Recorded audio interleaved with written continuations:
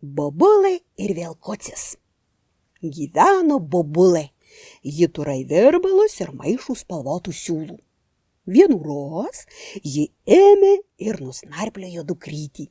Vos nukando Bobulė siūlų, mergytė pravėrė megztų burnukį ir sako: "Noriu broluko." Nunarplioj Bobulė bernukų, intaisė abiem akytes ir išlaido in laukų. Vaikai pasisūkio į kiemį, nerado kuo užsiims ir nuvejo į miškų. Bernukas, pamatys lazdynų, šus ant šakos ir riešutus trauškia, mergytė po krūmų trapsi. "Brolali, numesk ir man," prašo pažasčius tuščius kevalukus. "Tai višta, nieko pats nemoka," metė bernukas riešutų. "Skanu, pats žinau, numesk dar. Te, dar, te, dar." Nu ir inkiri trepteliai netekęs kantrybės brolis. Lazdyno šaka susvyrau, riešutukas cakts ir išmuša sesį akytį. "Oi, kaip aš dar gyvensiu su skirtingom akytėm?"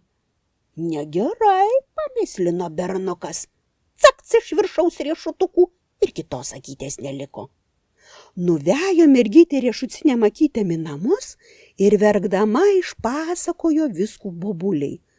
Toj čiupo pradėtų mezginį ir pasramsydama virbalais nusiskubino prie glazdyno. "Kodėl nevidonė sesytė kelas išmušai?" klausė vaiko Bobulė.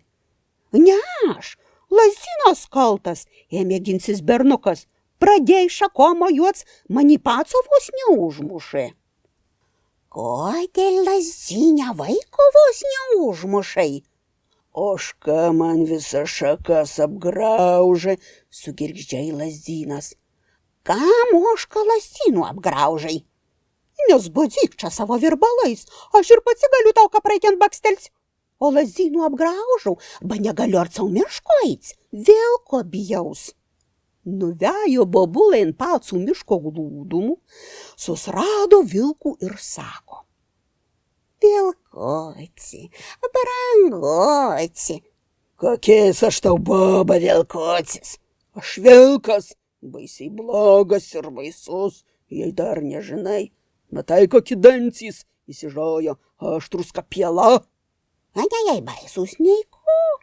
"Kūtų, baba, išmanai apie dancės, pats vienu turi ir tu klėbansi."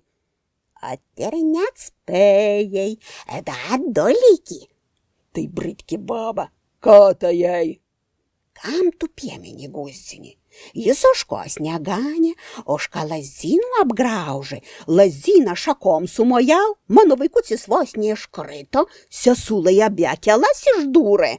"Ir kas tau nepacinka, tep ir turi būt." "Neturi." "Turi." "Neturi." "Turi." "Neturi." "Oi, kaip tu man, baba, nusbadai, priglausk virbalus prie savį." "O kam?" "Pamatysi." Bobulė padarė, ko prašoma, vilkas kapts jų ir prarėjo. "Sakiau, kad blogas, tokis ir liksiu." "Dar pažiūrėsim," nenusminė Bobulė, insitaisė pilvan ir meską.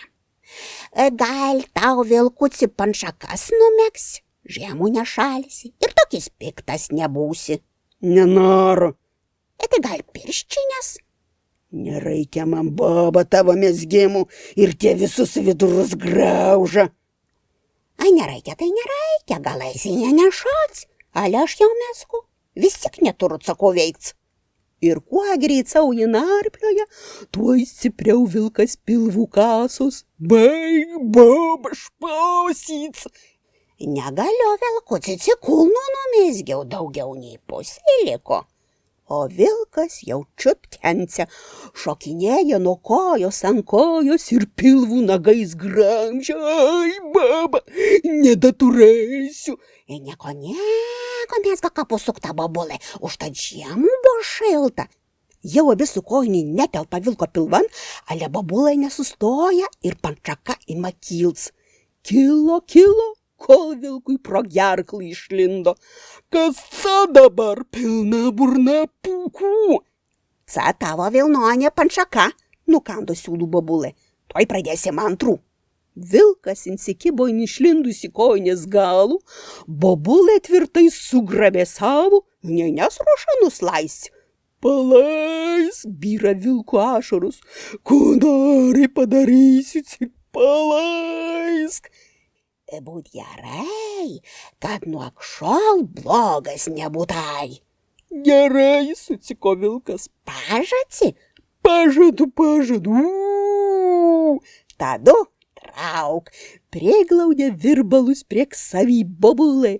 Vilkas trūks ir vienu razu ištraukė visų pančakų su virbalais ir bobulė. Paspurtė, nusispjovė ir kiek kojas neša paslaido tolyn. Žiūrėk man, o soksiu patsikrits. Tadu pasbruko papažastim pančakų ir pasramstydama virbalais nupėdzino namo.